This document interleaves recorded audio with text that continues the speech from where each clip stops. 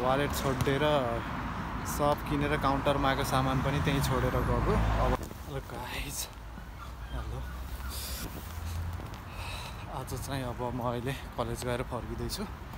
आज चाहिँ अलि जाडो नै छ कि 2-3 दिन भयो अलिकति जाडो बढ्यो अनि पानी पऱ्यो, त्यही भएर अलि जाडो छ। बाहिर यत्तिकै त हातै ठिराउने जाडो हो, फेरि पन्चा लगाइरह, पन्चा लाउँदा हिँड्दा पनि हात ठिराउने छ। अब चाहिँ म यहाँ आस्टा आइपुगेको, आस्टा गएर यही सामान किन्नु छ अनि सामान किनेर रुममा जाने हो।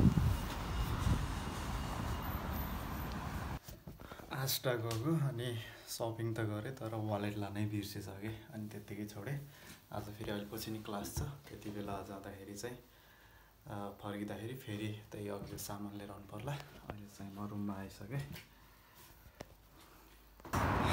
गाइज अहिले चाहिँ म कलेजबाट अब रुममा जाँदैछु। 5 बज्यो, 5 बजी चाहिँ रात परिसक्यो, 4 बजे नै रात पर्छ अरे। अहिले चाहिँ म अघि आस्टामा सामान किन्न आएको, वालेट छोडेर सब किनेर काउन्टरमा आएको सामान पनि त्यहीँ छोडेर गएको। अब चाहिँ आस्टामा गएर सामान लिएर जानु पर्यो।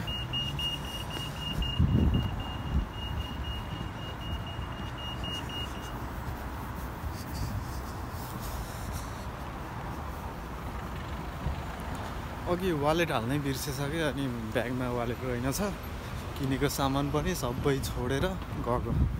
अब फेरि त्यही सामान त्यही ठाउँमा गएर खोजेर फेरि किन्नु पर्यो। आस्टा गाइज म चाहिँ आस्टामा आएर थोरै अलिअलि सपिङ गरेर अब फर्किँदैछु। अब रुममा गएर खाना बनाएर खानु पर्यो। आजलाई चाहिँ यति नै, चियर्स।